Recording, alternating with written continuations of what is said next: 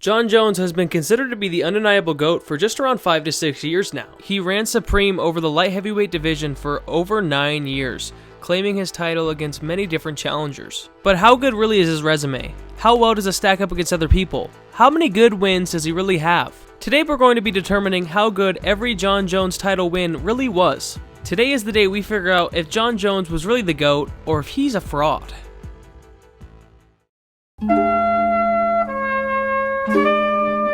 So for our scoring system, we're going to have 4 different types of wins. We're going to have a decent win, a good win, a great win, and an all-time win.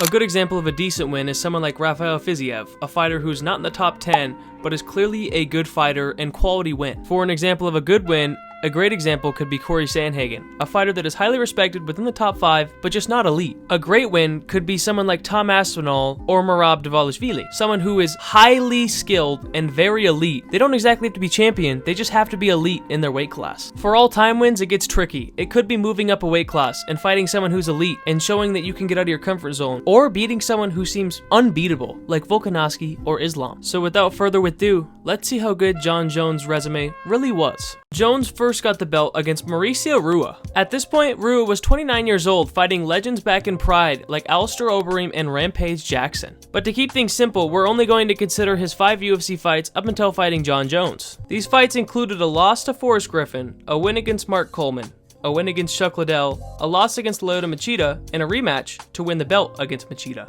Shogun was definitely great at his time, but could he be champion in the modern era? I don't think so. But I still think this was a good win, and that's what it is for Jon Jones. This is in the good win category. Now I'm going to spare us some time. The next 5 fights of Jon Jones' career were all just good wins. Rampage has some great wins, but lost to Griffin and Rashad Evans on the come up. Same with Lyoto Machida, losing to Rampage and Mauricio Rua. Rashad Evans was very close to being a great win, but losing to Lyoto Machida makes him only a good win. Vitor was great, but when he fought the champ Anderson Silva, he lost to a decisive KO in the first round. And the same for Chael, losing to Anderson Silva twice. And I can already hear what some of you are going to say. How can someone like Lyoto Machida or Shogun be only a good win if they were champs? In the earlier days of the UFC, it was way easier to be a champ, and it almost seems like these fighters were competing with each other on a recent basis to be a champ because there wasn't enough fighters that were skilled in the world at that point within the promotion. One of the most obvious examples of this was when Lyoto Machida got a championship shot off of beating a 47-year-old Randy Couture. And some of these guys Jon Jones was fighting weren't even real 205ers, they were middleweights. But his next opponent, Alexander Gustafsson, was without a doubt a great win. He was on a 6-fight winning streak within the UFC, beating people from numerous ways, from submission to KO to decision. He was overall showing a very good skill set and elite level talent. He could have definitely been the champ if Jon Jones didn't stand in his way. Jon Jones' next fight, Glover Teixeira, was also a great win, with Glover being on a massive 20-fight win streak and 5-fight win streak within the UFC. What's very impressive about this win is somehow Glover found his way back to the belt in 2021, getting a submission win over Jan Blachowicz. In his next fight, Jon Jones got his first ever all-time win against Daniel Cormier, who went on to be a double champ, and this was his first loss in the UFC. Cormier is known as one of the best to ever do it in the sport, in a lot of people's top 10 rankings, and is definitely a great all-time win for Jon Jones. Now, OSP wasn't even in the top 5 when he fought Jon Jones, and went on to lose 2 more times after fighting him, and had a meh UFC career.